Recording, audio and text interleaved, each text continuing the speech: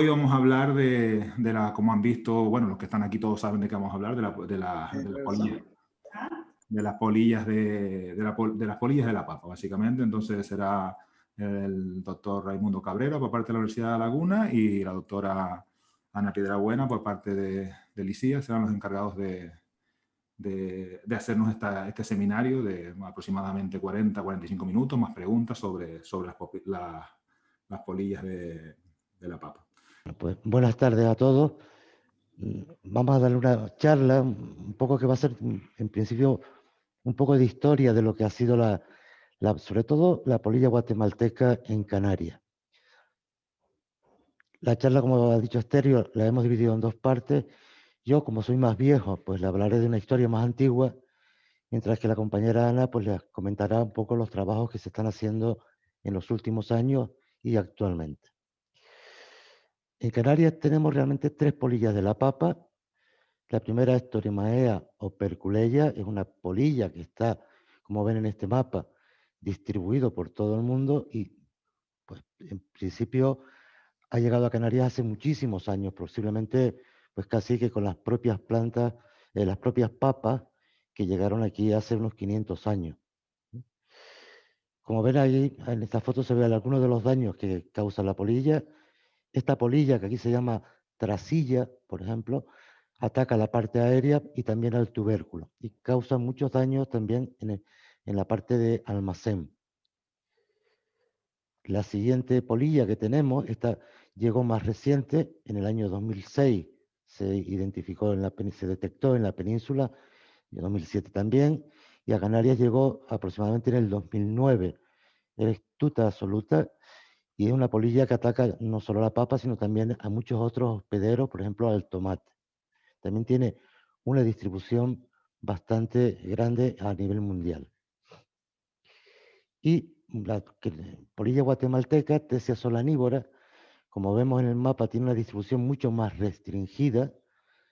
Los daños se diferencian con el caso de la otra polilla de Torimaea, en que Tessia produce unas galerías más o menos superficiales que se detectan bastante bien, pero cuando los ataques son muy severos, acaba destruyendo todo el tubérculo. Esta es la distribución que tenemos en Canarias. Este mapa corresponde al año 2016. Como ves, está en todas las islas más occidentales donde se cultivan papas. Recientemente, también el año pasado, si no recuerdo mal, se detectó también en Lanzarote.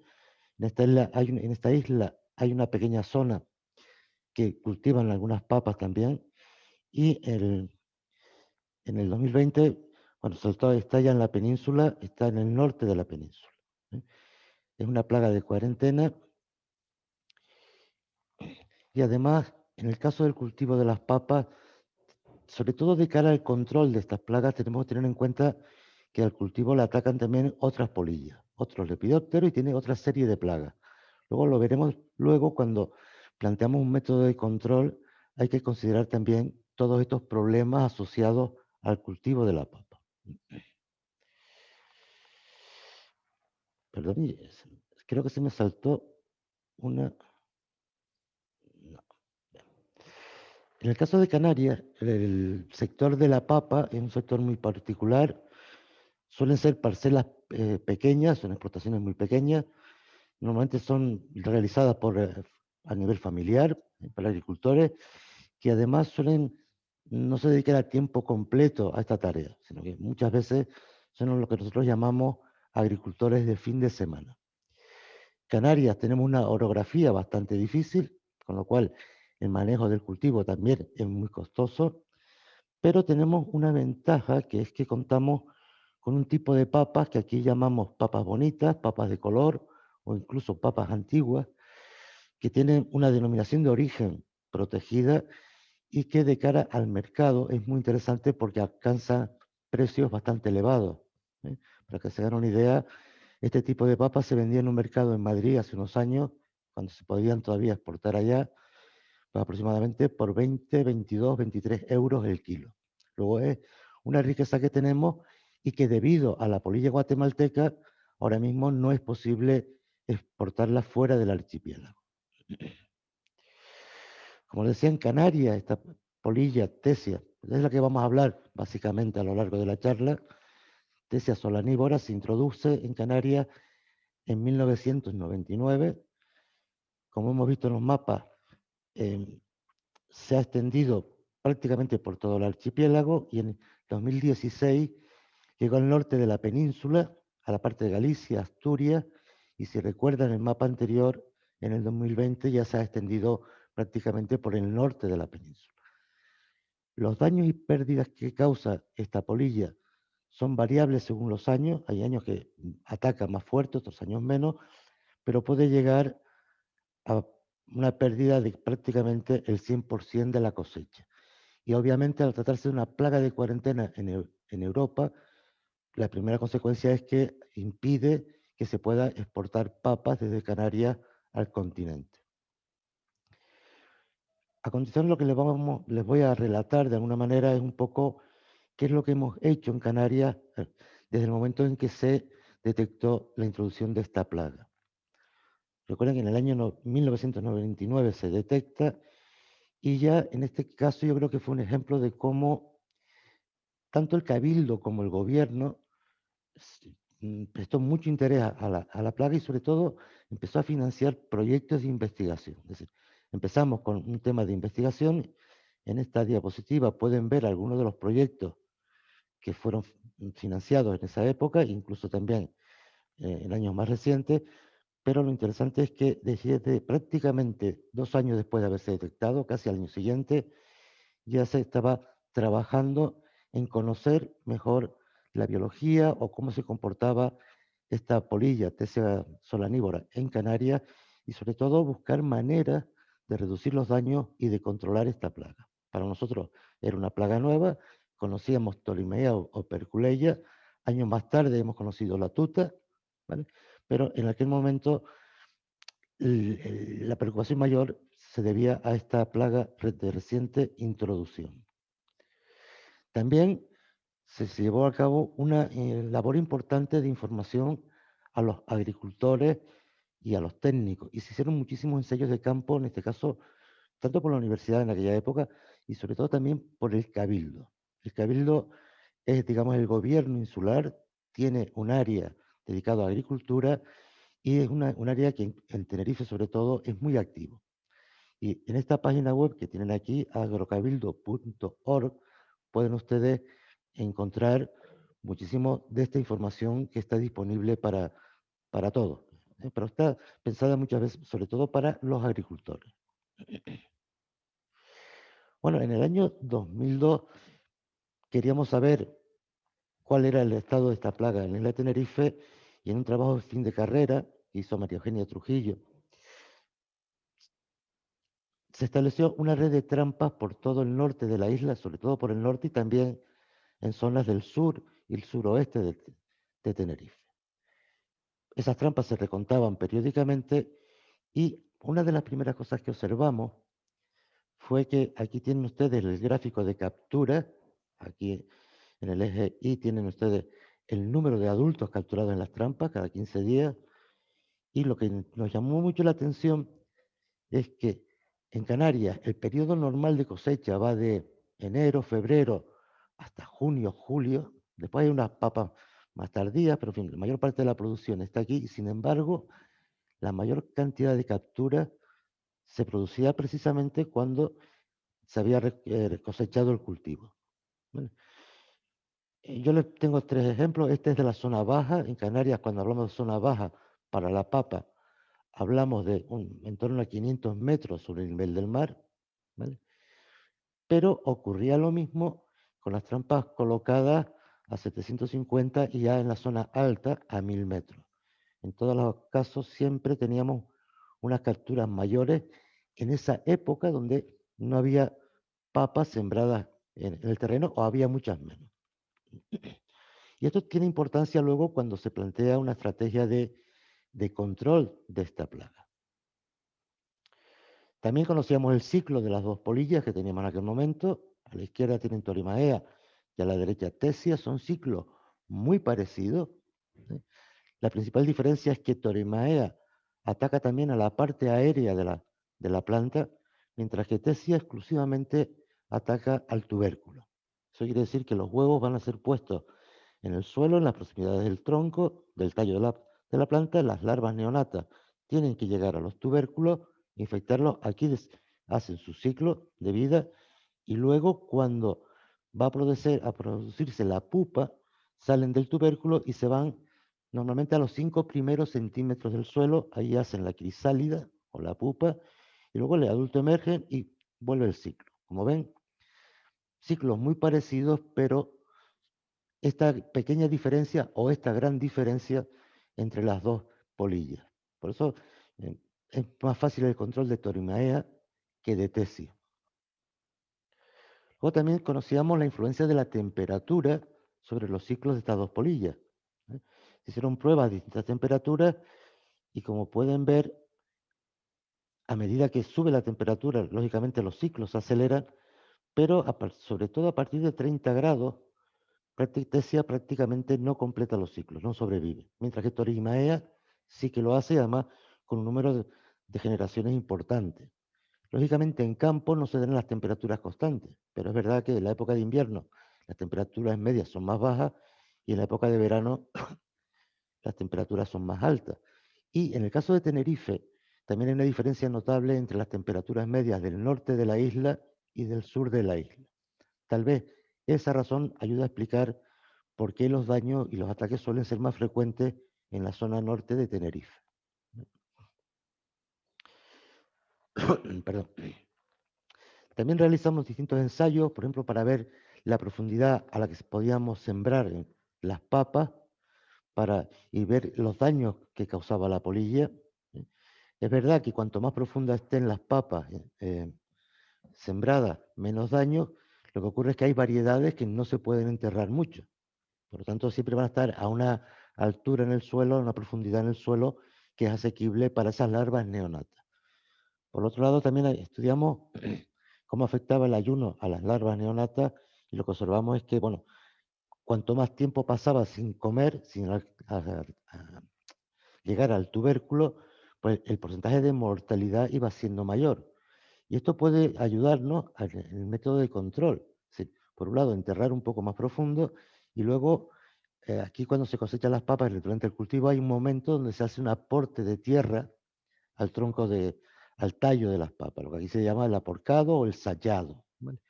Bueno, eso es lo que conseguimos con eso es, de alguna manera, alejar los tubérculos en formación de la superficie del terreno y si a eso le sumamos la posibilidad de regar el suelo, mantenerlo húmedo, sellamos las grietas y dificultamos que esas larvas neonatas lleguen a los tubérculos y las infecten.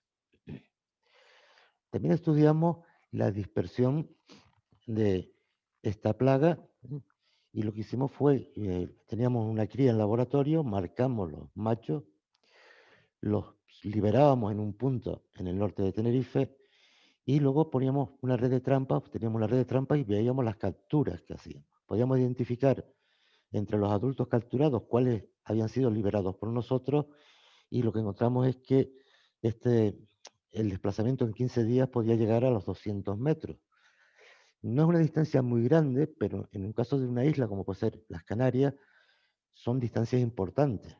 200 metros en cada generación es muy rápido el desplazamiento dentro de la isla. Si a eso le sumamos la presencia de vientos constantes y demás, pues posiblemente la distancia de desplazamiento fuera mayor.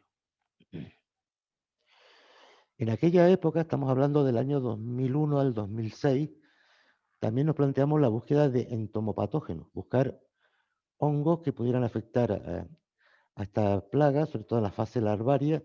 Se hizo una recogida de suelos de toda la isla y tienen marcado una red que se estableció de los puntos rojos. En los puntos verdes fue donde se cogió muestras de suelo, se hicieron distintos ensayos y la conclusión de esta parte fue que no encontramos ningún hongo entomopatógeno que fuera o que pudiera controlar a este insecto aquí en Canarias. También en el caso de los virus, bacterias y nemátodos, pues por lo que habíamos observado en campo y en laboratorio, no se detectó ningún agente que pudiera servirnos como agente de control en un futuro, una posible estrategia para manejar esta plaga. Lo que sí encontramos fueron algunos parasitoides, sobre todo uno, Copidosoma coleri, que ataca a estas dos polillas, Tesia y a Torimaea. Es un insecto que se caracteriza por ser poliembriónico, es decir, un huevo fecundado produce una media de 50 adultos, lo cual permitía o facilitaba su cría en laboratorio y luego liberarlo en campo. Los otros dos parasitoides, pues prácticamente no tenían ninguna influencia, afectaban a la parte de la prepupa en todo caso, y la posibilidad de criarlo en laboratorio es muy complicada. Por tanto, en esta época nos quedamos con Copidosoma coleri, que todavía se sigue utilizando. Lo que observamos con este himenóptero, con Copidosoma, es que en ensayos, cuando le ofrecíamos huevos de las dos polillas, tenía una clara predilección por los huevos de Torimae. En algún caso había una pequeña incidencia sobre los huevos de Tesia, pero prácticamente despreciable. Sin embargo, es un buen agente de control, un enemigo natural de Torimae o Operculeia. El porcentaje de parasitación de los huevos en laboratorio alcanzaba prácticamente el 90% en todos los ensayos que hicimos.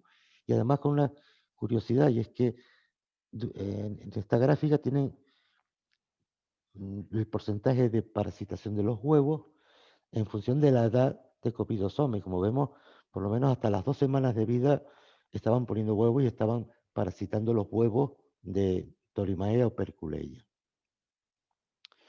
También valoramos un poco la distinta sensibilidad que podían tener las diferentes variedades de papas que se cultivan en Tenerife en aquella época frente a Tesia solanivore, valorando por un lado el número medio de huevos que ponían sobre los tubérculos los adultos y al mismo tiempo valorando la mortalidad de las larvas en las distintas variedades de papa. Vemos que hay una zona, un grupo de papas que bueno, son menos apetecidas por el adulto para poner los huevos de la polilla guatemalteca y el porcentaje de la mortalidad de las larvas es bastante elevada. ¿Qué es lo que ocurre? Que las que quedan vivas es un número suficiente para que esas papas haya que desecharlas. Pero puede ser interesante el dato para también manejar este cultivo en el campo. Por lo tanto, en esa época, cuando empezó la plaga y con estos estudios que empezamos a hacer, planteamos un método de control. Lo primero, estábamos con una plaga introducida, no teníamos enemigos naturales eficaces. Por lo que observamos en aquella época, se adaptó muy rápido a las condiciones de Tenerife. Es muy agresiva, acaba desplazando en otras polillas que había, sobre todo Torimaea. No se conocen insecticidas químicos eficaces para controlar esta plaga. Y además, en el caso de Tenerife, las condiciones ambientales del norte son bastante adecuadas para Tesia solanivore. Bueno, con estas ideas y con los datos que vamos teniendo, propusimos un método de control, una estrategia de control basado en lo que se conoce como push-pull. Esa estrategia, en aquella época, si yo no recuerdo mal, se empezó a emplear en la zona de Kenia en el 1995 por un grupo inglés. Se utilizaba para el control de una plaga del millo y básicamente el sistema se basa en establecer zonas que no son apetecibles para la plaga. ¿eh? En este caso, lo que está en verde es el millo. Se introdujeron plantas que, por un lado, repelían al lepidóptero, pero también servían de refugio para sus enemigos naturales. Y en el borde se estableció un cerco con otra planta, el pasto elefante, que es muy atrayente para el barrenador del millo, pero una vez que las larvas emergen en esta planta, hay una alta mortalidad de esas larvas, lo cual es una estrategia de tira y afloja, es decir, atrae y rechaza. Bueno, esta idea la intentamos aplicar en Tenerife para el control de la polilla guatemalteca. En aquella época, por un lado, disponíamos como predadores de Copidosoma. Efectivamente, luego comprobamos que para Tesia guatemalteca no era muy eficaz. Como producto repelente, usamos el aceite de neem, que parecía que tenía cierto efecto repelente, y esa parte de la estrategia de atraer a la plaga, solo disponíamos de feromonas de atracción. Bueno, la idea era entonces colocar las trampas en los alrededores del cultivo, dar estos tratamientos con aceite de neem al propio cultivo y además aplicar las medidas, las labores culturales que recomendaba el Cabildo y que veremos a continuación. Y una parte muy importante de esta estrategia es el trabajo en estrecha colaboración, por un lado, con los agricultores. Estábamos en esta época, estuvimos 5 años, prácticamente cada 2 semanas, reunidos con ellos, viendo el cultivo, viendo cómo se aplicaba la estrategia. Y también es muy importante que la colaboración se establezca con los organismos oficiales, en este caso el Cabildo y la Consejería de Agricultura. Bueno, es como los 3 vértices de un triángulo y este fue un poco el planteamiento basándonos en esa estrategia push-pull que intentamos llevar en Tenerife con la esperanza de, bueno, a medida que fuéramos encontrando nuevas herramientas que incorporar a este modelo, pudiéramos irlo haciendo. Como labores culturales que recomendaba el Cabildo, pues básicamente era, ya hemos comentado algunos, hacer una labor profunda del suelo, sobre todo para eliminar lo que en Canarias llamamos papas de risa, esos tubérculos que quedan en el suelo y que tradicionalmente en Canarias los agricultores lo utilizaban para tener una pequeña cosecha posterior en una época en que no había grandes cultivos de papas. Sin embargo, esas papas que quedan en el terreno, esas papas de risa fuera de temporada, es un reservorio muy importante para la plaga. Y podría explicar en parte esos picos tan grandes que veíamos en la época donde no había cultivo en el terreno. Durante la época de cultivo, pues el agricultor maneja el suelo, posiblemente destruye muchas de las pupas que están en ese suelo, es decir, de alguna manera baja el nivel de plaga, sin embargo no a unos niveles que no causen daño, desgraciadamente. Pero cuando se deja el cultivo, esas papas de risa puede ser el reservorio que explique ese aumento tan grande que hay entre agosto a diciembre cada año. Como decía antes, arrendar y sachar alto, aportar tierra al tallo de la planta, sobre todo usar semillas certificadas, si son papas comerciales, y si son papas de color, esas papas tan características de Canarias, pues evitar comprar de zonas que estén afectadas. Hoy en día ya es imposible, está todo afectado, pero era la recomendación que se hacía durante la plantación, durante el cultivo. Aparte de recomendar que hubiera una rotación de cultivo, ¿eh? También una limpieza de los bordes del cultivo, y si el agricultor disponía de riego, pues aplicar unos riegos ligeros con cierta frecuencia para sellar el terreno, evitar que se produzcan esas grietas que facilitan que la larva neonata eh, llegue y alcance los tubérculos. Y sobre todo también colocar trampas de feromonas en los bordes de las parcelas, y lo que era importante, mantener las trampas durante todo el año. Porque el agricultor, bueno, levanta el cultivo y dice, bueno, pues ya está, hasta el año que viene no coloco las trampas. Lo que se veía en la red de trampeo, de seguimiento, era que en ese periodo que subían mucho las capturas, bueno, si manteníamos las trampas, la idea era que cuando volviera la época de cultivo las poblaciones no fueran tan elevadas, ¿no? Y después durante el momento de las cosechas, retirar del terreno todas las papas, no dejar papas abandonadas en el terreno.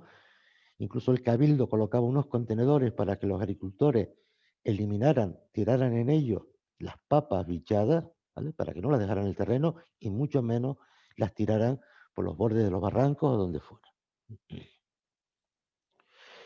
Y además en esta estrategia, como les decía al principio, tenemos otras del lepidóptero que atacan a la papa, y por eso recomendábamos a los agricultores que dieran tratamientos alternativos con aceite de neem y con Bacillus thuringiensis. Y además que usaran 2 cepas diferentes para que no evitar que pudiera aparecer algún tipo de resistencia en estos lepidópteros. Bueno, con esta idea y aplicando este método, empezamos con poquitos agricultores en una zona de Tenerife, en un sitio que se llama La Juncia. En el año 2001, los porcentajes de daño que tenían en esa zona eran de 50% prácticamente. Estamos hablando de una zona aislada, como decía, pocos agricultores, en este caso había 5 agricultores, teníamos 2 hectáreas de papa, y además si no recuerdo mal, el agricultor más joven tendría unos 50 años, pero el resto eran agricultores jubilados que vivían allí y cultivaban esos pequeños huertos. En la cosecha del 2002 comenzamos este programa de control y en la cosecha 2003 al 2005, que duró el proyecto, y luego del 2006 al 2008, que los propios agricultores, asesorados por Extensión Agraria del Cabildo, siguieron manteniendo esta estrategia, prácticamente el nivel de papas desechadas por destrío, incluyendo las bichadas, se situaba en torno al 5%, que es un nivel muy bajo para los daños que causa estas plagas. En aquella época lo que observamos, una de las conclusiones que sacamos era que esas medidas culturales que recomendaba el Cabildo eran imprescindibles para que el modelo funcionara. También era importante que una estrategia de este tipo se aplicara en una zona por todos los agricultores.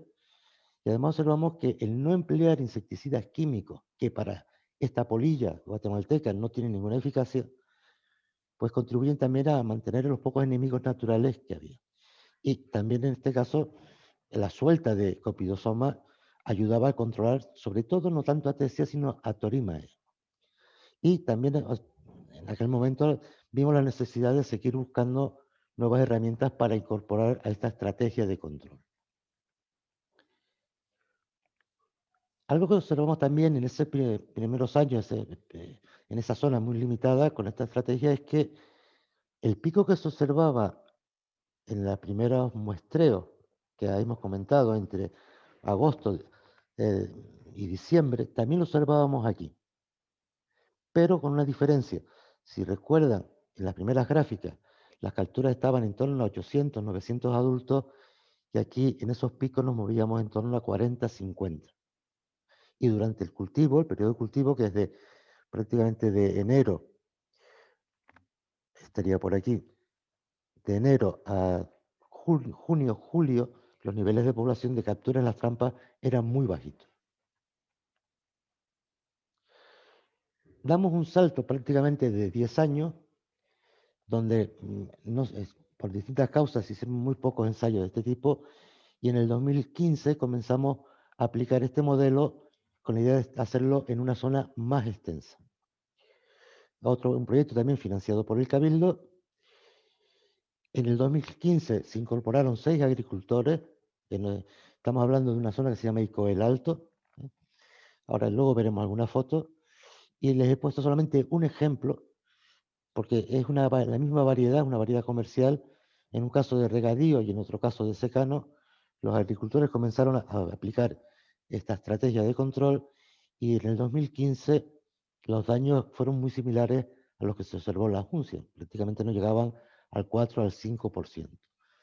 Esto tuvo como consecuencia que al año siguiente, en el 2016, en esa misma zona, fueran ya 110 parcelas las que se incorporaron al proyecto, un total de 70 agricultores, se liberaron 50.000 momias de Copiosoma, que representan en torno a 1.250.000 adultos más o menos, se repartieron el Bacillus thuringiensis y se repartió también a los agricultores el aceite de NIM para que fueran dando esos tratamientos alternativos.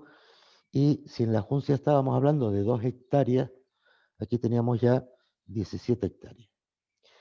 Al final de la campaña teníamos datos de 83 parcelas, hubieron 27 parcelas donde no obtuvimos datos por distintos motivos, y hubieron 20 agricultores que, bueno, cuando al final del proyecto recabábamos los datos, aparte de los seguimientos que nosotros hacíamos, bueno, pues como les comentaba, por distintas incidencias, pues no teníamos datos de esas parcelas. Los resultados en esa cosecha, en esas prácticamente 17 hectáreas, observábamos que entre el 0 y el 25% teníamos una superficie total de 141.000 metros, 14 hectáreas. ¿Qué es lo que nos ocurrió en este caso? Por eso nos sale un porcentaje de daño del 25% en conjunto. Es que algunas parcelas tuvieron unos daños muy altos. ¿Vale?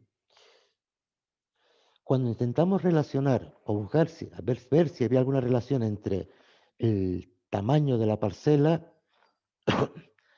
la altitud a la que se encontraba la parcela, o incluso las dimensiones de las parcelas, por ahí no encontramos ninguna explicación a ese grupo de parcelas que tenían un daño elevado.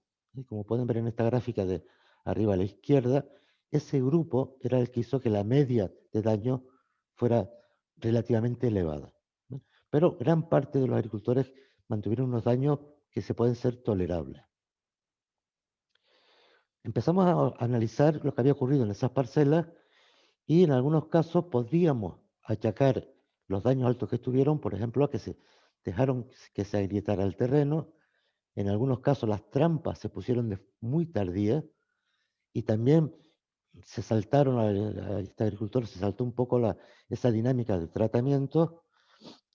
En otros casos, de una primera recogida las tuvieron sanas y al cabo de un mes, pues tuvieron mitad y mitad, ¿no?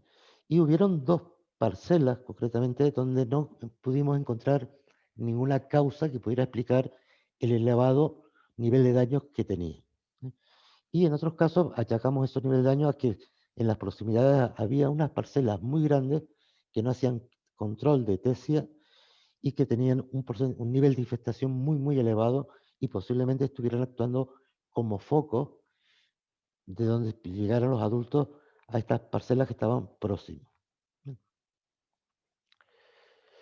También en esta zona pusimos una red de trampa general para hacer el monitoreo y un poco intentar relacionar pues, los niveles de población en distintas zonas con los daños y las capturas que estábamos haciendo en cada una de las parcelas. Desgraciadamente no pudimos hacer ese trabajo porque estas trampas que estaban colocadas por toda esta zona, la mayor parte fueron destruidas. Y lo pongo aquí no para echarle la culpa a nadie, sino para señalar la necesidad de información a los agricultores, y ya no solo a los agricultores, sino también a la población en general. Sabemos que algunos estas trampas fueron destruidas porque pensaban que atraían más a la polilla y que eso aumentaba el nivel de daño en las zonas próximas. En otros casos porque esa trampa, que es una feromona y una garrafa de agua, y en el fondo se le pone agua y un poquito de jabón, bueno, pues pensaban que tenían miedo de que algunos perros de caza se pudieran ir a beber y pensando que pudiera tener algún tipo de insecticida. En fin. La pongo y quiero recalcar el hecho de que es necesario tal vez una mayor comunicación con los agricultores y con los habitantes de la zona donde se está implantando este método de control. También hay que señalar que durante varios años el Servicio de Agricultura del Cabildo ha estado probando muchísimos insecticidas, prácticamente todos los autorizados para estos cultivos, y no se ha encontrado ninguno que sea eficaz y que ayude a este control. Muchas veces los agricultores lo que nos piden es precisamente un veneno. Ellos quieren algo que sea rápido y que no les suponga un trabajo mayor para llevar adelante el cultivo. También hemos visto que estas medidas de control hay que aplicarlas de forma continua. Y en el caso del sector de papas en Canarias, sobre todo en esta zona que estamos hablando, como les decía, son agricultores de fin de semana. Pues si un fin de semana tiene que ir al tratamiento y les surge otro problema, obviamente no dejan el cultivo para la siguiente semana. Y aquí estamos hablando como una idea de que es como un paraguas en época de lluvia, en el momento de la lluvia. Basta tenerlo cerrado 5 minutos para que la polilla pueda acceder al cultivo. Y también, igual que habíamos visto en el 2006, es necesario seguir buscando nuevas herramientas para incorporar en esta estrategia. Herramientas que pueden ser, por ejemplo, nuevos repelentes. Estamos hablando de repelentes botánicos. Hemos hecho distintas pruebas con distintos productos para ver si le damos algún tipo de protección al cultivo, si vemos si repele a los adultos. Aquí son solamente algunos ejemplos.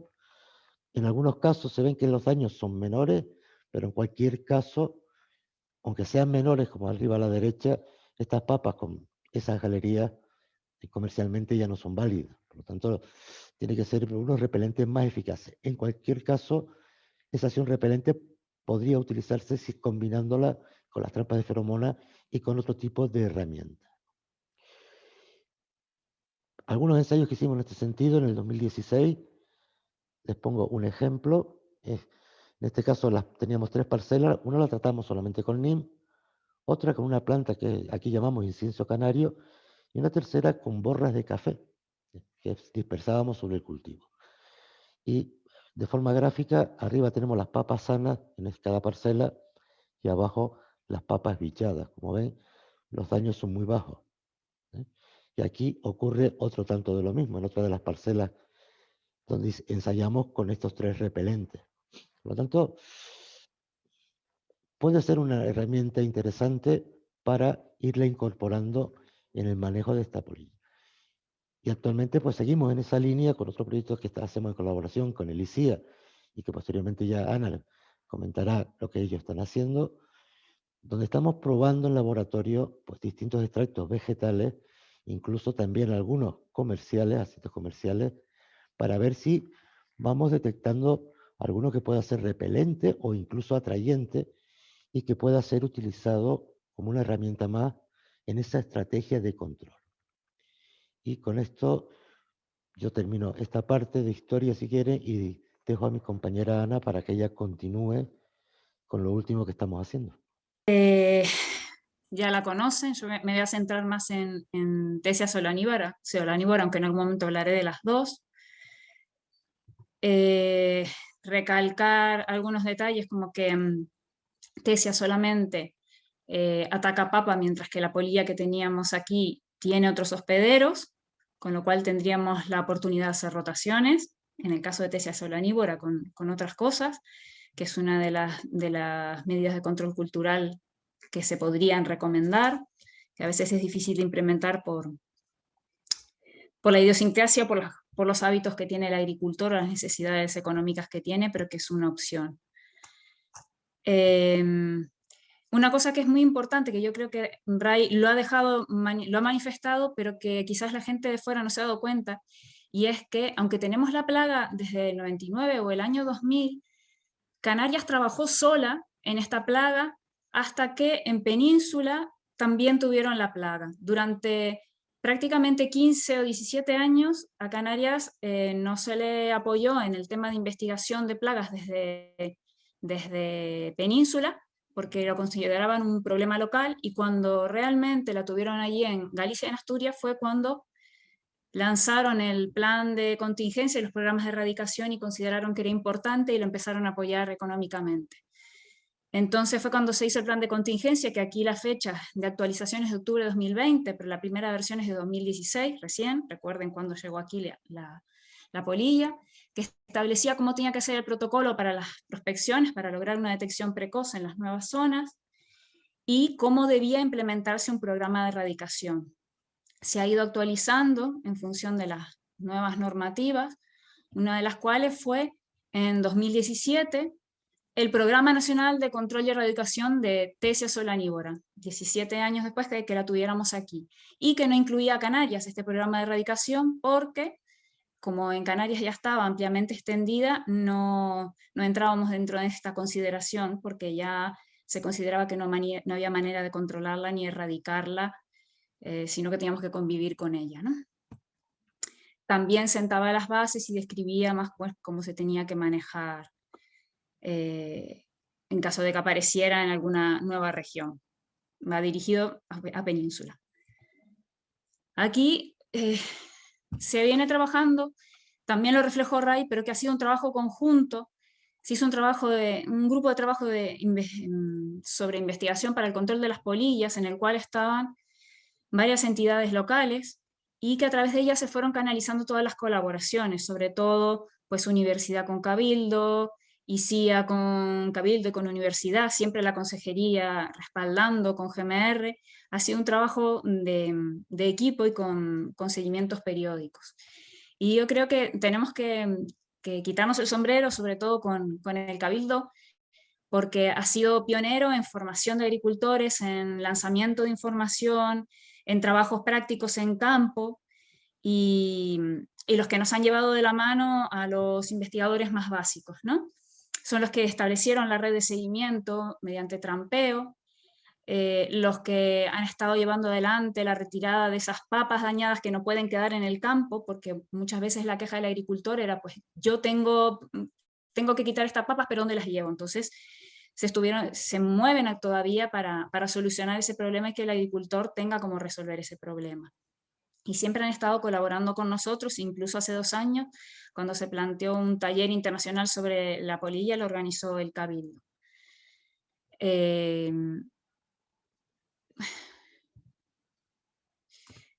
Básicamente las 2 líneas que se han trabajado ha sido sobre ensayos de control químico, aunque hay otras cosillas, y avances en control biológico.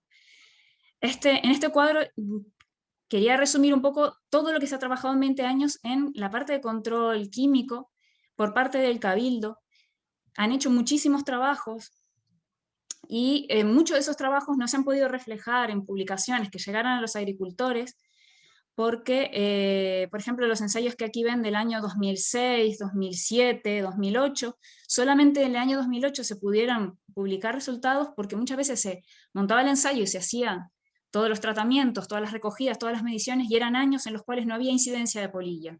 Entonces el testigo no tenía daños, y entonces ni el testigo ni ninguno tenía daños, no se podían comparar los datos. Y han habido pues, muchísimo trabajo detrás para lograr evaluar todas las opciones que los agricultores pudieran tener. De los pocos trabajos que se pudieron publicar, tenemos el del año 2008, esta comparación de productos fitosanitarios, en las cuales no se encontró ninguna eficacia de la aplicación frente al testigo. El caso de Tesia, como recordarán, es que es una polilla que va al tubérculo que está en el suelo. Y entonces las aplicaciones aéreas, como son las que podemos hacer, no tienen efecto. Hay trabajos también hechos con productos en riego, pero tampoco se ha visto efecto sobre el ataque de polilla.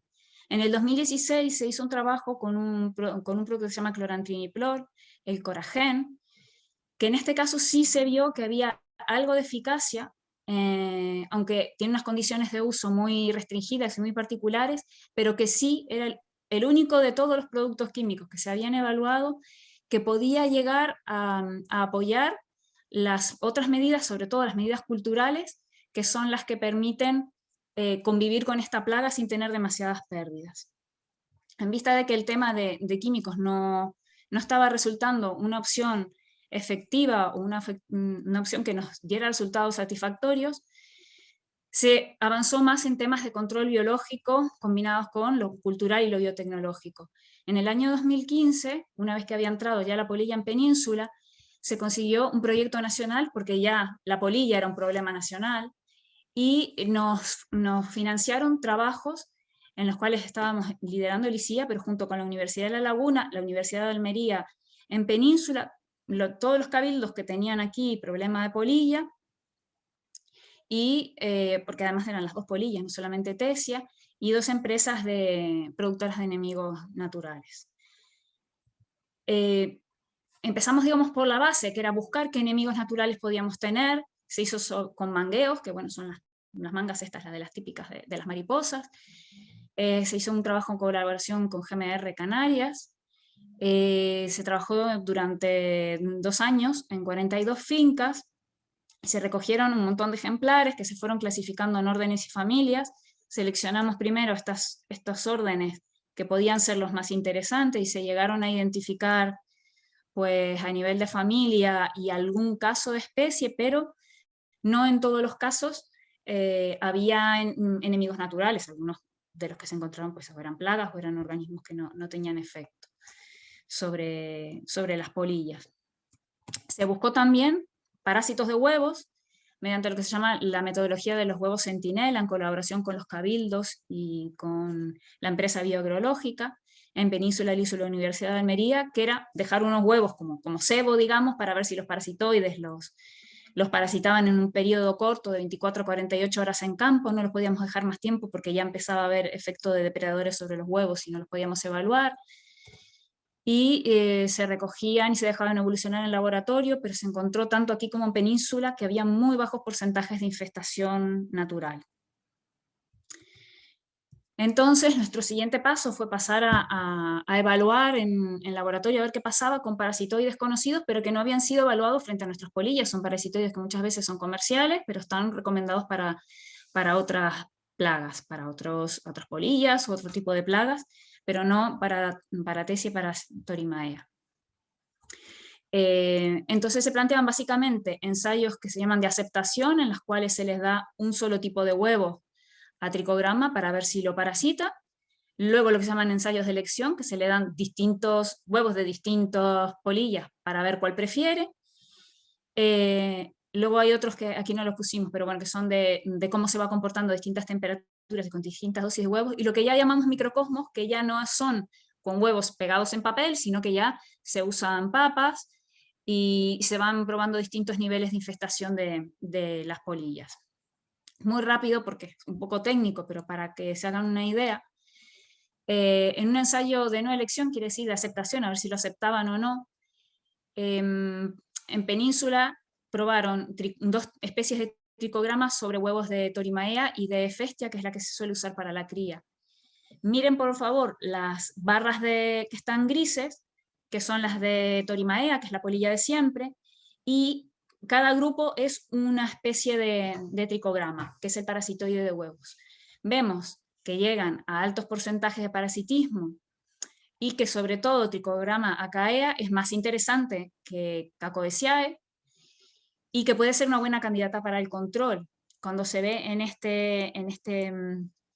esta otra gráfica, comparando también Torimaea, en este caso era porcentaje de parasitismo, y aquí porcentaje de emergencia, quiere decir que parasita y logra terminar su desarrollo dentro del huevo que está parasitando, y se ve que también los porcentajes de parasitismo son muy altos, sobre todo en Trichogramma acaea. ¿Y por qué nos interesaría en todo caso Hephaestia? Bueno, esto nos interesa a nosotros los que criamos los bichos, porque Hephaestia suele ser el que se usa para la cría. Entonces quiere decir que, bueno, que Hephaestia es un buen candidato para la cría, y que Torimaea puede ser bien controlada con las tricogramas, sobre todo con Trichogramma acaea. En trabajos que hemos hecho nosotros, que todavía estamos llevando adelante, que no han sido hechos en Península, se está llevando adelante un investigador predoctoral que es Jorge Gavara, probamos 2 especies de Trichogramma, pero no ya frente a Torimaea, sino frente a Tesia, que es la que nos interesa más a nosotros. Y probó distintas dosis de huevos, que pasaba también a distintas temperaturas. Una de las especies de Trichogramma mostró que a distintas temperaturas era muy estable su consumo, mientras que la otra especie de Trichogramma sí se encontraba una influencia de la temperatura. A menores temperaturas era más eficaz que a temperaturas más altas. Esto se ve más claro en esta gráfica, en la cual se hace como una media de los máximos de consumo, y se ve que en esta especie el número de huevos que se parasitaban era constante a pesar de cambiar las temperaturas, y en este iba disminuyendo un poco. Sin embargo, a pesar de que iba disminuyendo, mantenía buenos niveles, y no está hecha la estadística comparando los dos, pero parece que incluso se comporta mejor que la especie 1. ¿Cuál es la ventaja de que se comporte bien a bajas temperaturas? Que la podríamos llegar a usar en almacenamiento si se adaptara a las condiciones de almacenamiento. Las dos valen para campo, pero esta, por las temperaturas, se podría usar para almacenamiento. Entonces nos surgió la curiosidad de si podría utilizarse en almacén, y se probó a ver el parasitismo con luz y con oscuridad. Y sorprendentemente, porque Trichogramma es un parasitoide que se usa con luz, que parasita con luz en campo, vimos que con luz parasitaban las dos muy bien, pero que no con oscuridad esta especie de Trichogramma también parasitaba, y parasitaba a unos niveles muy altos, lo cual nos resultó muy alentador porque es un enemigo natural interesante para incluir en el almacenamiento, tanto por la adaptación a la temperatura como por el tema de la luz. Por otra parte, también se buscaron no solo parasitoides, sino depredadores que consumen los huevos, no se desarrollan en ellos.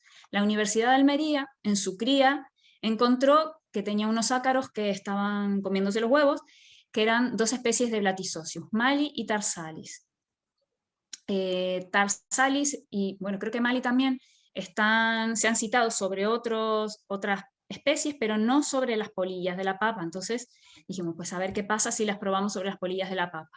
Hicieron ensayos parecidos a los que acabo de comentar, de no darles a elegir, darles una sola de las polillas a ver qué pasaba, observar si las parasitaba, la respuesta a distintas dosis de huevos, la respuesta con papa y no solamente con los huevos expuestos, y avanzaron también en ensayos simulando condiciones de almacenamiento real.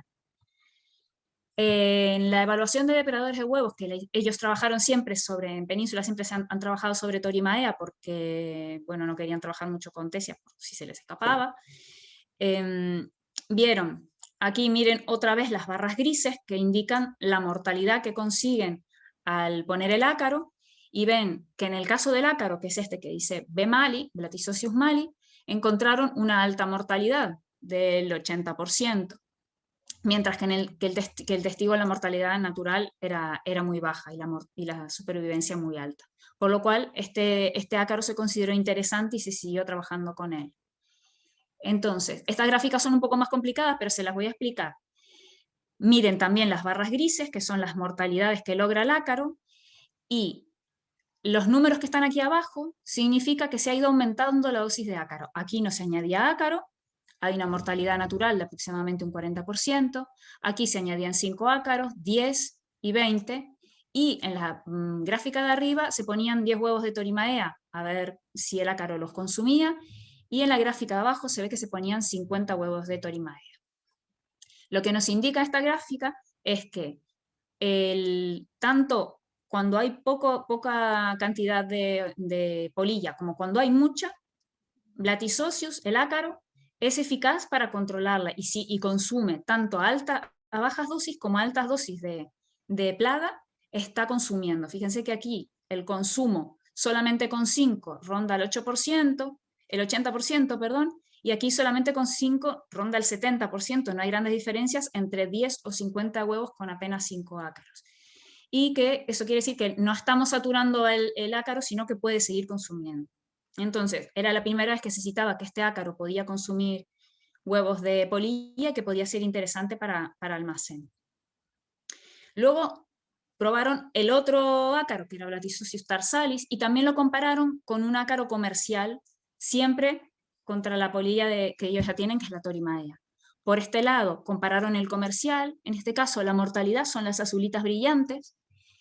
En el testigo prácticamente no había mortalidad, pero con el ácaro comercial, que no está indicado, por supuesto, para polillas de la papa, no, prácticamente tampoco consumía. Sin embargo, con este Blattissosius tarsalis que estaban probando, que es el primo del anterior, vieron que también, como en el caso de Mali, era un buen candidato para el control de Torimaea porque lograba altas mortalidades.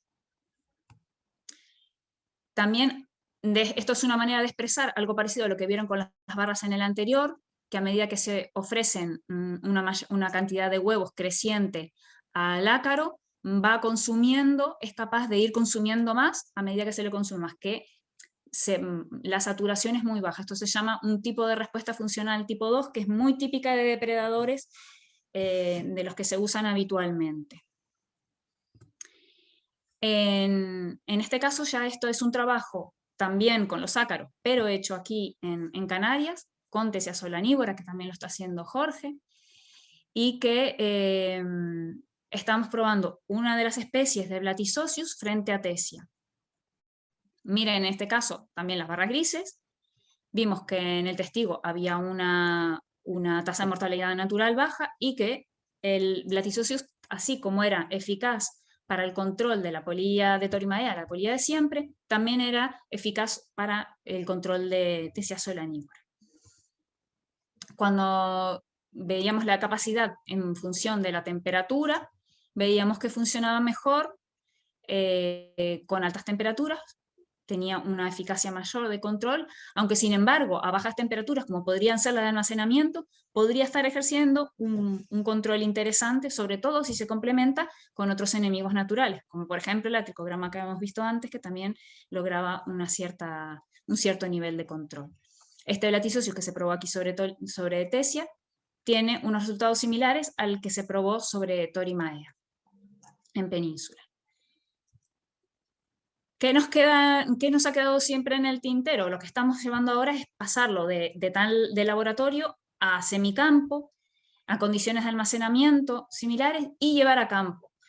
Hemos intentado 2 veces hacer este ensayo, que era combinar copidosoma con las tricogramas que tenemos aquí, en microtúneles, bueno, no son microtúneles, son microinvernaderos, y parece que está agafado este ensayo porque en un caso porque hubo una infestación natural que no teníamos prevista ya de polilla, y en otro caso porque vino un vendaval que se llevó los invernaderos y no pudimos evaluarlo, no hemos tenido resultados.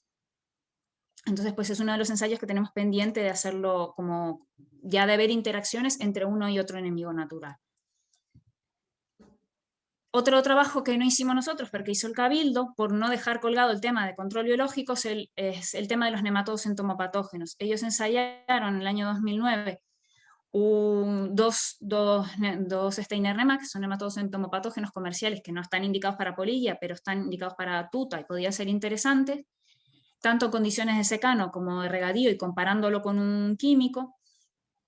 Y se encontró que ni con el químico ni con los nemátodos prácticamente no había diferencias significativas con el testigo, y que parece que incluso cuando hay regadío, que se reduce el tema, que hay una influencia mucho mayor de regar bien que de lo que nosotros le estemos poniendo en este caso, de estos enemigos naturales. Entonces parece que ni el químico, que ya sabíamos que no funcionaba, ni en este caso los nematodos entomopatógenos parecen interesantes para el control de tesia. Como un poco resumen de lo último que les he contado, en campo podríamos estar utilizando Acaea, Cacoeseae, que son las que probaron en Península, esta especie 2 que todavía no hemos terminado los ensayos. Se podría utilizar Copidosoma en campo. Bueno, hay una de estas cruces tendría que ser un verde, porque hay una de estas especies que sí se puede usar en campo. Se podrían usar prácticamente todos menos uno de estos ácaros. Y en cambio en almacén podríamos tener la especie de tricograma 2 que se desarrollaba en oscuridad y los ácaros. Sin embargo, disponibles comercialmente solamente tenemos estas dos tricogramas y estos dos nemátodos. Los dos nemátodos vemos que no son eficaces, y el tema es que estas tricogramas, no todos los productos que están registrados para polillas de la papa. Se podrían ampliar el registro para polillas de la papa de algunos, pero si uno va al ministerio, al registro, solamente hay un par de productos que sí mencionan al menos a Torimaea.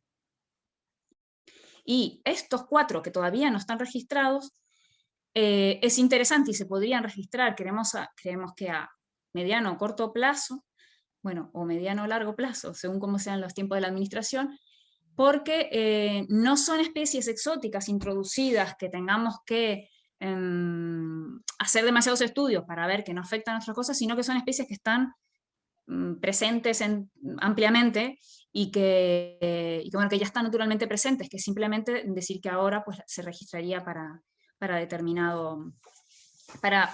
las polillas de la papa. Para terminar, no dejar fuera a Symmetrischema tangolias, que es una polilla que no tenemos ninguno en la región, a no ser que a alguien les haya llegado y no lo sepamos, y que tenemos que estar muy, muy, muy pendientes de que no entre. Es bastante similar a las otras, aunque la larva es rosita, parecida a la tesia, pero como con unas rayitas. Tiene unos triángulos aquí en las alas el adulto. El daño es muy parecido, está sobre todo en Norteamérica y en Centro y Sudamérica. Se ha reportado también en Oceanía, en Indonesia y por ahí en algunos sitios, en algunos lugares no se ha llegado a establecer. De momento estamos todos nosotros libres de ella, y sería interesante que nos mantuviéramos libres de ella, porque es una plaga que es muy parecida a Torimaea, porque también ataca parte aérea, pero es muy, muy agresiva en el tubérculo, lo destroza completamente, y aunque se da en zonas más altas y en zonas más frescas, está desplazando, por ejemplo, a tesia. Y los daños en almacén son brutales. Mientras que con Torimaea se puede llegar a un 40% de daños, se puede llegar a un 100% en almacenamiento. Entonces, recalcar que la mejor herramienta de manejo siempre es la prevención, que es lo más eficaz, lo más económico, lo que produce menos impacto social y ambiental.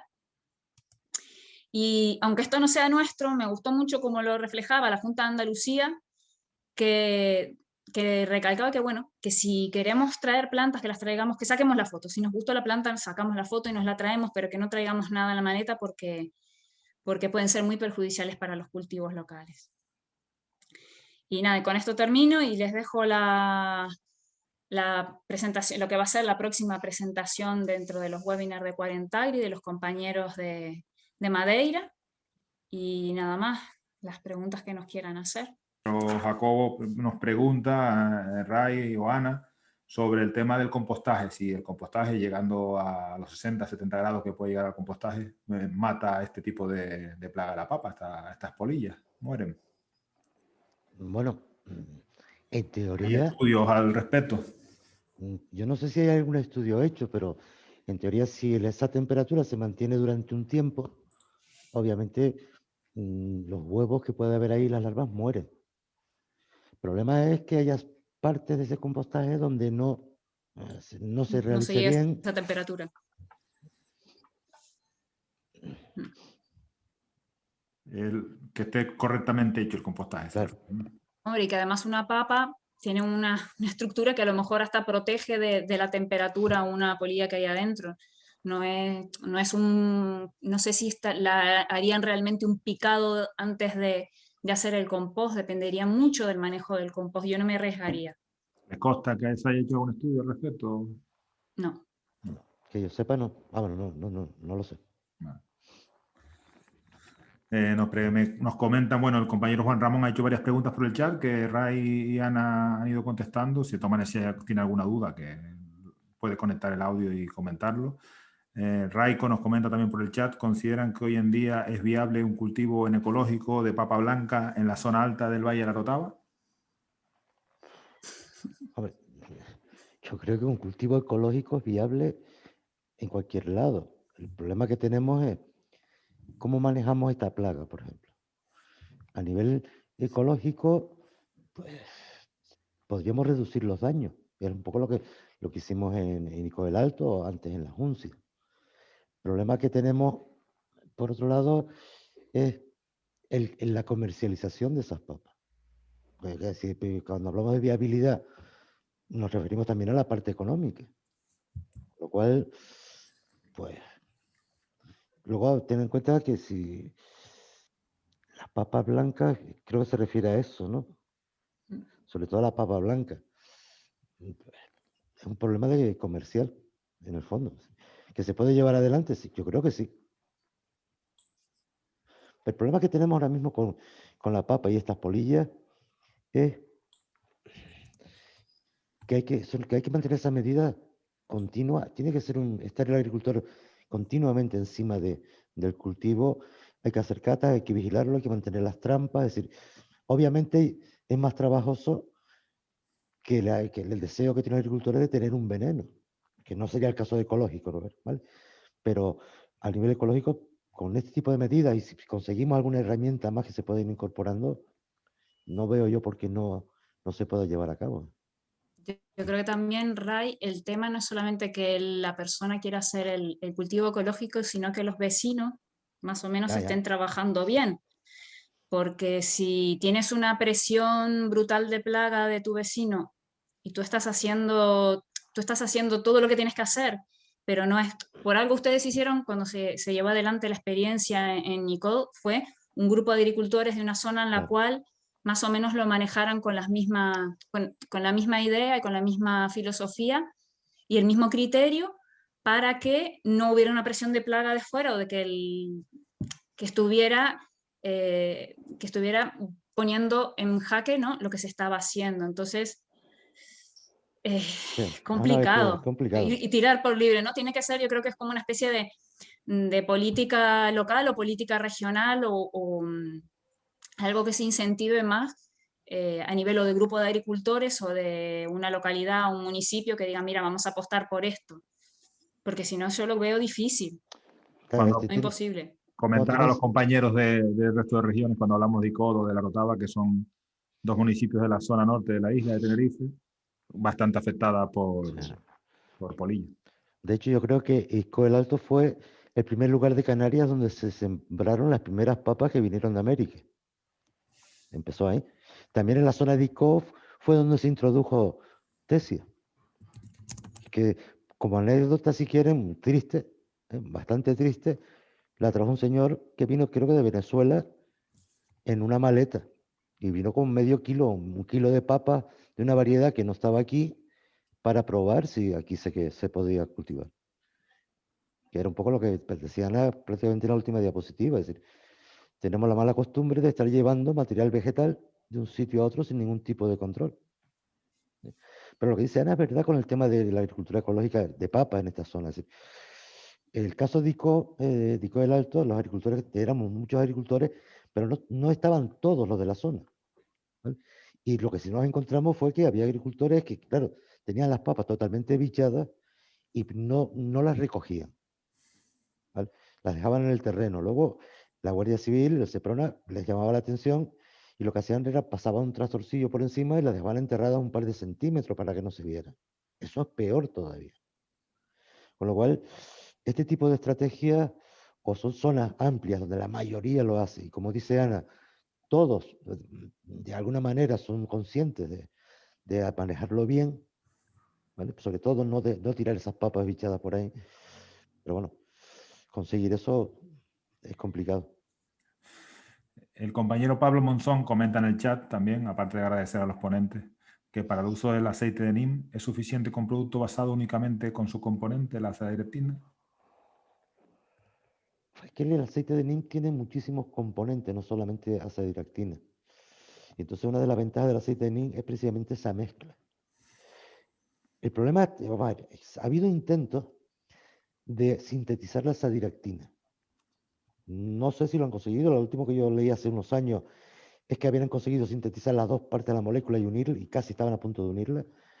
En el momento en que sacamos un solo compuesto y lo ponemos en el mercado, los problemas de resistencia son mucho más fáciles que aparezcan. Por lo tanto, la gran ventaja del NIM es precisamente que es una mezcla, donde la azadiractina es mayoritario, pero hay otros compuestos que también son bastante activos. Y de todas formas, es más fácil hacer aceite de NIM a partir de los árboles. Senegal tiene muchísimos árboles de NIM, por ejemplo, y están produciendo aceite de NIM. Gracias, Ray. Bueno, hablando de Senegal, hay dos preguntas, una de Senegal y otra de Cabo Verde. Madame Malayara tiene una pregunta, puede conectar el audio y hacerla, por favor. Sí, merci beaucoup, merci tout le monde. Sí, muchas gracias. Gracias también por nuestra parte a los intervinientes. Muchísimas gracias por toda la información. La pregunta, sí, con respecto al aceite de NIM, precisamente. Sabemos que se desintegra fácilmente por la luz o por la luz del sol o la temperatura. Me gustaría saber qué dosis se ha empleado y con qué frecuencia se ha aplicado en el tratamiento, porque actualmente en Senegal se está probando el aceite de NIM en la Legionella,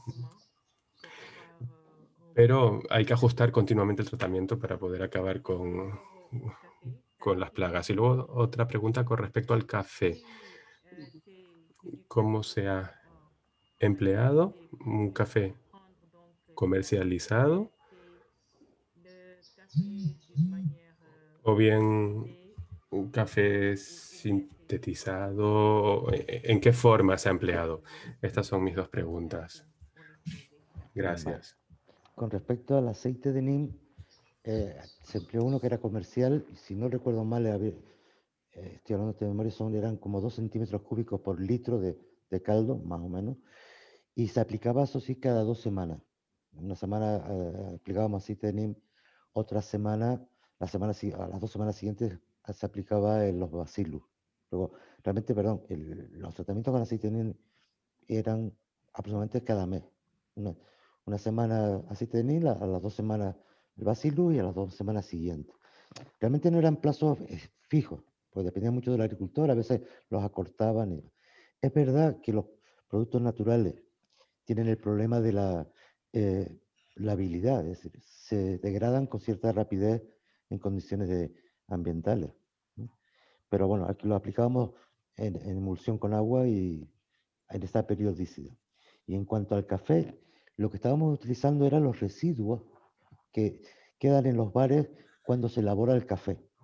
Cuando se hace el café, ese residuo, que nosotros aquí en Canarias le llamamos las borras del café, el pozo del café, lo recogíamos, lo secábamos y luego lo dispersábamos sobre el suelo. Gracias, Ray. Hay una pregunta también en el chat. Primero voy con Carla. Carla desde Cabo Verde tiene una pregunta. Por favor, activa el micrófono. Sí, boa tarde. Buenas tardes. Gracias. Gracias por las presentaciones. Queríamos aprovechar para felicitar a los presentadores. Hemos seguido con interés esta presentación sobre estas plagas, estas polillas de la papa. Y nosotros en esta sesión queríamos saber o ver la documentación sobre las medidas de cuarentena. Por ejemplo, en el caso de Cabo Verde, no tenemos tanta polilla, no tenemos tanta tecia.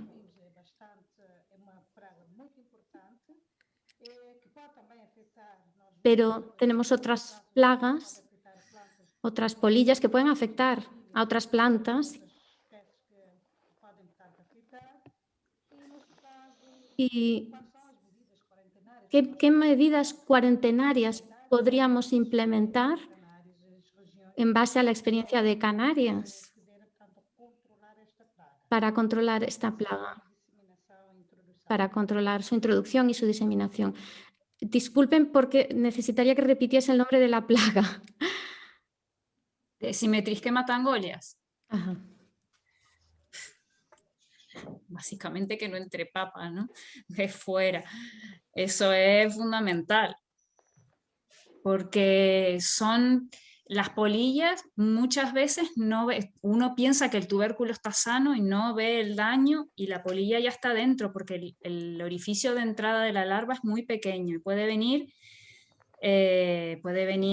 la papa con la polilla dentro y la siembras o la tienes en un almacén y sale la polilla y ya la tienes, ¿no? Entonces no se puede dejar entrar papa de fuera, a no ser que realmente que la papa estuviera tratada, no sé cómo es en cada país la legislación, pero que tuviera un tratamiento que se sabe que es 100% eficaz para el control de la polilla. De hecho, nosotros, no, como por tener tesia en este momento, no estamos pudiendo exportar la papa a península, que era lo que comentaba Ray con el tema de la papa de color.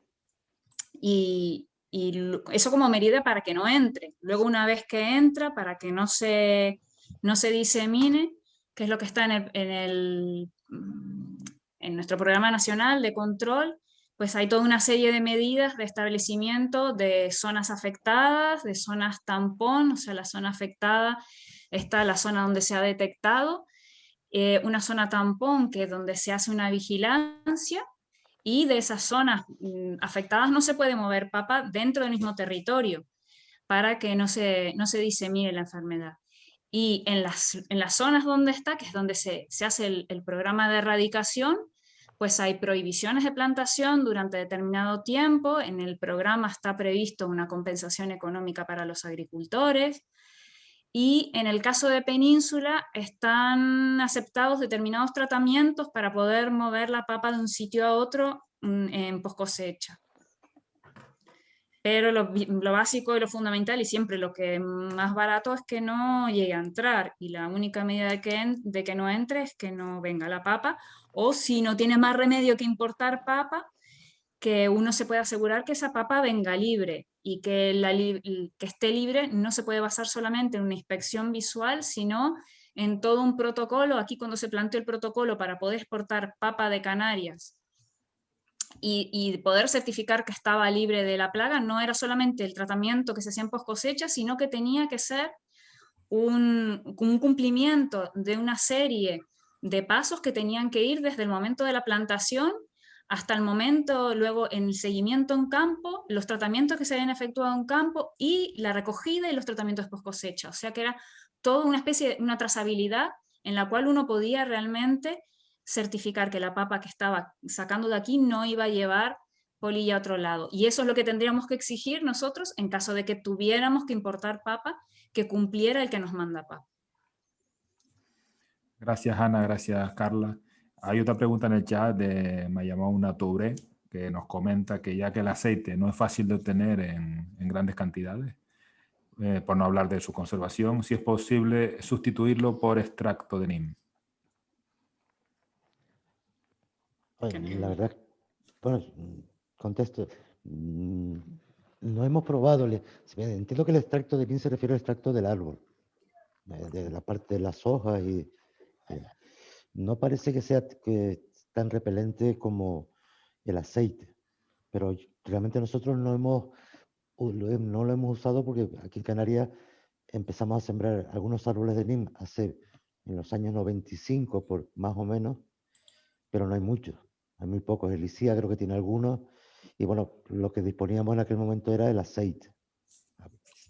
Sería bueno probarlo, porque es verdad que se emplea para otro tipo de plagas, incluso en almacenes las hojas de NIM, pero no lo sé, la verdad es que no, habría que hacer las pruebas.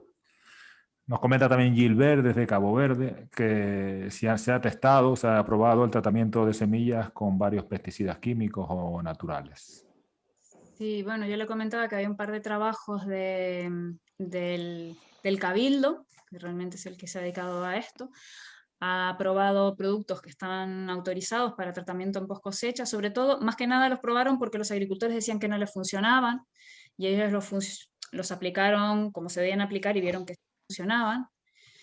Creo que en este momento de los dos que probaron hay uno solo autorizado para el uso en post cosecha. Y bueno, ese sí, funcionaba bastante bien. Lo que pasa es que también se recomienda, ¿no?, que haya una serie de medidas también en almacenamiento, ¿no? Una monitorización, que se almacene papa sana, que esté el sitio donde se almacena la papa que no tenga grietas, para que no tengan sitio para refugiarse, que no se reutilicen bolsas viejas que puedan tener o cajones viejos que puedan tener las pupas, que muchas veces pasan desapercibidas, que no se esté moviendo un cajón de un sitio a otro que pueda tener las pupas. Entonces, como producto sí, creo que en este momento hay uno autorizado, y como natural lo que se recomendaba era polvo de hojas de eucalipto. No sé si alguna otra cosa más. Lo que pasa es que, claro, siempre es más laborioso hacer polvo de hoja de eucalipto que aplicar algo que se compra en un saco, ¿no? Entonces, bueno, la gente tira por ahí. Por eso estamos buscando alternativas que no sean químicas para también usar en almacenamiento. Gracias, Ana. David tiene la mano levantada en Azores. David, por favor.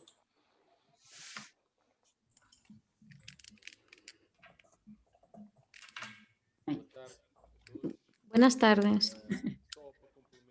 Solo me gustaría felicitar y complementar la información de Carla y de Raimundo. Nosotros, en Portugal, tenemos un plan de contingencia para Tecia. No tenemos todavía la plaga, ni en Portugal ni en Azores, pero tenemos un plan que ya existe y que puedo enviarles. Y también unos folletos de alerta con las características principales de esa plaga. En este momento, en el momento de Cuarentagri en Azores, estamos en 3 islas haciendo una prospección. Principalmente, como dice Ana, se hace para verificar si lo que se importa de papas no tiene ningún síntoma de presencia de la plaga, pero existen otras plagas como Pitrix, que también puede ser confundida a primera vista. Luego también feromonas sexuales, trampas con feromonas sexuales, en el caso de almacenaje. Y también vamos a empezar este año a colocar en los campos de cultivos y hacer observaciones en cultivo.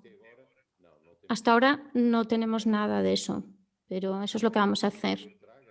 A lo mejor algún investigador puede traer la plaga, siempre hay que tener cuidado. Eso quería añadir. Les puedo hacer llegar esta información. Y es información que se puede adaptar perfectamente para Cabo Verde. Felicidades a los oradores, a los presentadores. Gracias por su disposición y por todos los datos que nos han suministrado. Muchas gracias. Gracias, David. Hay otra pregunta, bueno, dos preguntas en el chat del compañero Pablo Monzón, que primero nos comenta si existen programas que fomenten la escasa producción de semillas de papa desde Canarias para nuestros propios agricultores, y si se ha probado la incidencia de la polilla en cultivos a través de esquejes de papa. Una pregunta más burocrática y otra más. A ver, Rey. Que yo sepa el tema de la semilla, a ver, hay que, recordando la historia del cultivo de la papa en Canarias, los propios agricultores manejaban las semillas y hacían intercambio de semillas de unas zonas a otras. En parte, eso se ha ido perdiendo. Ahora mismo lo que yo sé es que tenemos, por ejemplo, Cultesa, que es el laboratorio de cultivo in vitro, que es el que produce semillas certificadas, microtubérculos, para luego distribuir a los agricultores. Eso en el caso de las semillas. Y en el caso del cultivo a través de esquejes, no sé a qué te refieres. Es decir, yo nunca he visto cultivar la papa a través de esquejes de la planta. Yo tampoco.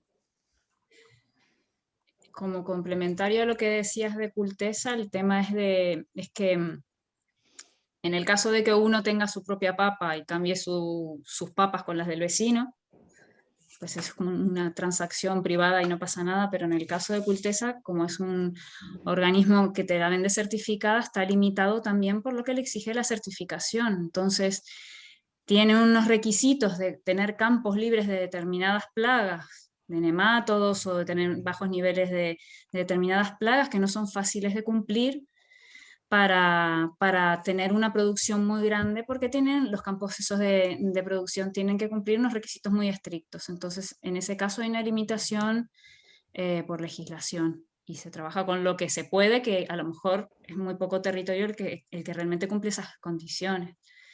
Y lo de los esquejes me quedo igual que tú, Ray, porque no sé, y de todas maneras no sé en qué influiría tampoco. Si el compañero Pablo quiere aclarar un poco a lo que se refería, por el chat lo puede hacer. Mientras tanto, vamos a preguntar. Hay dos preguntas más dos preguntas más. Por audio, Naira, activa el audio, Naira, que tenías una pregunta. Hola, buenas tardes. Muchas gracias a los organizadores y a los ponentes. Desde el Cabildo de la isla de Gran Canaria estamos llevando ahora una serie de charlas para divulgar las medidas de control con TESIA y bueno, el programa que ha estado llevando a cabo el Cabildo. Y en una de esas charlas hay agricultores que nos aseguran que han visto semilla certificada afectada por TESIA, ¿no? Nos lo aseguran. Y no ha sido uno nada más, sino varios y en varias charlas.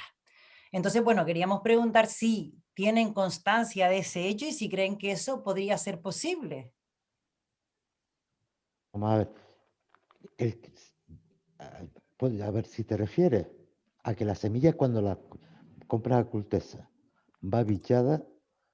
Yo creo que no. No Cultesa, semilla de papa blanca. Ah, de papa blanca de fuera. Es que o si la traes de la península podría, porque hay. Si la traes de Sudamérica también, pero yo creo que la papa de semilla que llega a Canarias no viene de ninguno de estos dos sitios. Por lo tanto, sería muy, muy difícil que estuviera infectada por TESIA. Porque teóricamente en Europa solo tenemos en Canarias y en el norte de la península. Bueno, lo ideal sería, cuando se detectan ese tipo de papas, cogerla y ver si realmente es TESIA. Pues puede haber otras galerías que se confundan, ¿no? De todas maneras, es muy difícil a veces saber que realmente tienes una papa sana, porque incluso los mismos agricultores cuando seleccionan sus papas sanas, luego de las papas sanas salen polillas. A veces muchas polillas de una papa que aparentemente está sana. Sí, pero claro, al asegurarnos que es en semilla certificada, en sacos de semilla certificada, no sé, nosotros lo que les asegurábamos es que si venían de Inglaterra, etcétera, eso era imposible y que lo único que se nos ocurría es que los sacos pudiesen estar dañados y hubiesen estado conservadas con papas afectadas y por eso hubiesen podido verse afectadas. Pero claro, cuando ya nos lo aseguran en varias charlas, desde varios, pues ya no se nos ponen los pelos de punta, ¿no? Y un poco por saber bueno, y por compartirlo también. Sí. Pero te digo, yo no creo que si viene, por ejemplo, de Inglaterra, por lo menos ahí, que yo sepa, no hay tesis. Es más probable lo que tú estás comentando. Si la semilla se guarda aquí y en las proximidades del cultivo, a través de los sacos estos de arpillera, pueden ir adultos, poner los huevos y después ya, si están, fíjate que los ciclos de esta polilla en temperatura de 25 grados, pues está en torno a un mes. Es decir, que depende de eso también. Gracias, Naira. Muchas gracias. Gracias. Celestino, desde Cabo Verde, también tiene la mano levantada. Celestino, activa el audio, por favor.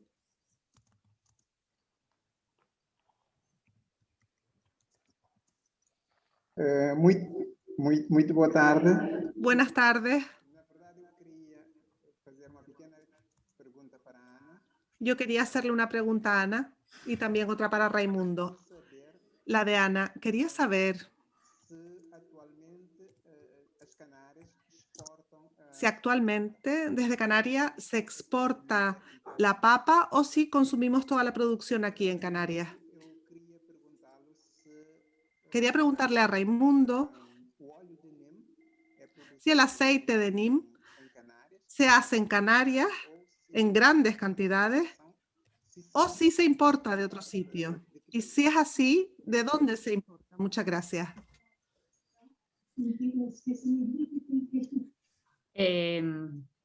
A mí, corríjanme, pero yo creo que en este momento no estamos pudiendo exportar papa, ¿no? Bueno, de hecho, nosotros consumimos mucha papa e importamos papa. O sea que el problema no es tanto, es más que nada no poder exportar las papas de color que tienen un alto valor. Es lo que a nosotros nos importa, además de que la polilla disminuya las producciones. El tema es la exportación de la papa valiosa, la papa de color con denominación de origen. Pero no se está pudiendo exportar papa. Bien. El caso del aceite de NIM que nosotros utilizábamos era un aceite comercial que venía de la península. Aquí en Canarias, como te decía, no tenemos árboles de NIM ni hacemos aceite de NIM. En un momento determinado sí sé que se estuvo tanteando la posibilidad de importarlo de Senegal, de una empresa que hay allí que produce aceite de NIM. Pero el que usamos normalmente viene de la península. Además está autorizado, ¿no? Creo que es el único, una marca que es la única autorizada para el cultivo. Y el tema de la exportación de la papa también está el tema de la papa negra, que por lo que dice el alto valor, ¿no? Claro. Que tiene la papa negra, que se están haciendo ensayos con ozono para ver si la posibilidad de declarar zonas libres de plaga y tal, pero yo creo que ahora mismo no hay, en teoría, no se puede sacar. Otra cosa es que se saque, pero no se puede exportar. Y lo que dice Ana también, ¿no? Que nosotros somos más importadores de papa que exportadores. En la región canaria se come mucha papa. Otra cosa en el chat, Pablo hace un comentario, aparte de agradecerles por la grabación, acerca de los esquejes. Es decir, que había visto algunos estudios en Latinoamérica y después nos cita un estudio aquí del desarrollo y producción de esquejes de tallo juvenil de papa. Una revista latinoamericana. Sí, yo lo estaba viendo ahora, pero yo nunca había visto lo del cultivo por esquejes. Para mí es una cosa nueva, ¿no? Ok. Bueno, solo era por aclararlo. Sí, yo creo que se refiere también, como él lo decía, también por el tema que lo había visto más para el tema de virus, el tema de de in vitro, de producción in vitro. Y yo creo que como eso, que está dirigido al tema de virus, de tener plantas sanas, libres de virus. Entonces, para eso sí. Y quizás él lo ve por el tema de no estar llevando en una papa semilla que tenga polilla. Pero no sé si sería rentable más que lo que se está haciendo parecido a lo de los microtubérculos, ¿no? El tema es más bien luego también evitar que puedes llevarlo también, es importante la semilla sana, pero también todo el manejo que haces luego en campo, porque si no, te gastas un dinero en tener un material de partida sano, que necesitas que esté sano, pero luego en campo se te malogra, ¿no? Porque se infesta enseguida.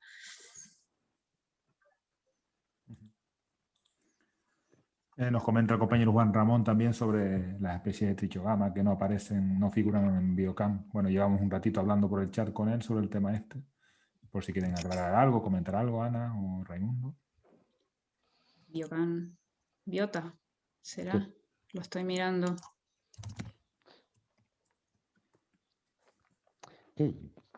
Si miras en Biota aparece Acaea, Bourarachae, Canariensis, Eproutidis y Evanescens. Aparecen 5 especies en el Biota Canarias. Si quieres te mando la referencia. Te lo mando ya. De todas maneras, si queremos profundizar más en el tema. A lo mejor no están completos, el Biocan a lo mejor no está completo, pero el Biota sí que lo recoge y recoge 5 especies, de las cuales nosotros estamos probando 2. De todas maneras, cualquier duda que tengamos, pues nos ponemos en contacto con Ana, con Ray, que eso lo podemos ir aclarando y profundizando más en este tema, quizás. No sé, ¿alguna pregunta más?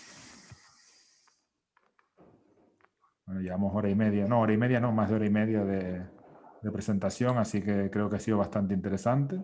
¿Qué aguante tiene? Agradecerle a los ponentes, la verdad que la charla bastante detallada. Y nada, simplemente volver a comentarles que seguimos con las... Voy a compartir ahora un momentito esto. Seguimos con las charlas de dentro de Cuarentar y con estos webinars. Y pues nada, que el siguiente será el 4 de mayo. Y le repartirán los compañeros de Madeira hablándonos de esta chinche del aguacate, que bueno, lo que les comentaba antes, ¿no? Que creo que puede ser interesante asistir a la charla.